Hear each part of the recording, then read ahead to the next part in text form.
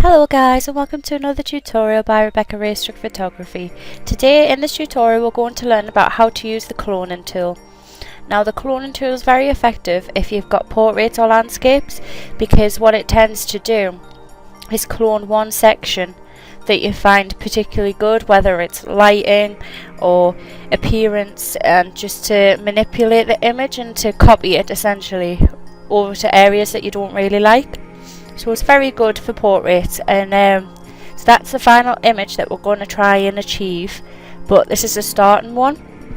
And when you compare the two, you can tell that my idea is there. It's just all about the execution, both on the day and the post-processing.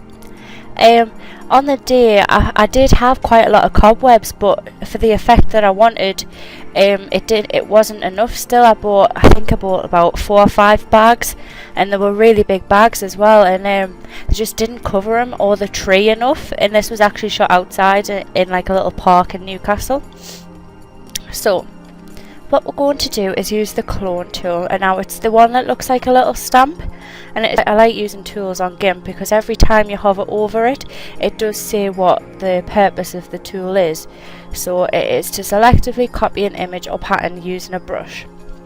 Now, there's a few parts of the cobweb that I do particularly like, especially around here. So we're just going to use the clone tool now and just manipulate the image a little bit. So what you can do is it tells you down the side, depending on how you set your screen out. I always have mine down the side up here, just so I can change the opacity of the brush and the size of the brush if needs be.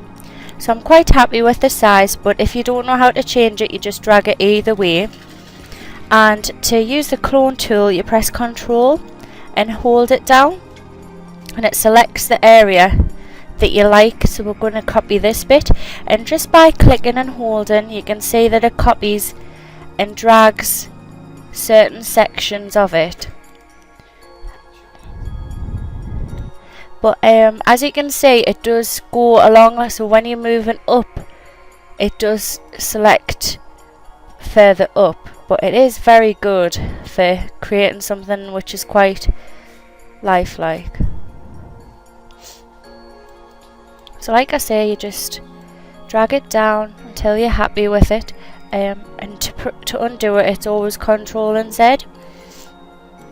And as you can see, using the clone tool doesn't really work for the background or from the area that I selected it. So I'm going to just select this area here, because I think that'll work quite well with the background. But you have to be careful, because as you can see, it is copying some of the leaves as well. So you just keep doing this until you're happy with it, and once you've done, you should get something like this. I know it's not perfect, there's still little sections that I still have to clone further down, but I think it looks quite good, and you cannot tell very much that it's being cloned. It does kind of look like it is as is kind of thing. So another useful purpose of the clone tools, especially on landscapes, where if you have a rock or a texture of something that you particularly like and it's not present in the whole photo but you want it to be, using the clone tool effectively like manipulates your photo into having that sort of symmetry and detail throughout it, and I think it really works. So that's the finished result, which I am quite pleased at. All I did, because the skin's kind of too bright in this image, I think, I just lowered the saturation down, and if you don't know how to do that, you just press colour, hue saturation, and you drag it down to however much you want. But I do think the skin tone works in this instance, whereas it wouldn't on any other image, I don't think. Not unless it was like a high fashion shoot or something. So as you can see, the before and after is completely different. And another thing I did was cropped it a little bit, just so the figure was more central. And to do that, where is it? It looks like the little knife, and you just drag it to wherever you want. So I was happy with about there, because I do think it makes the figure stand out more because it's more central.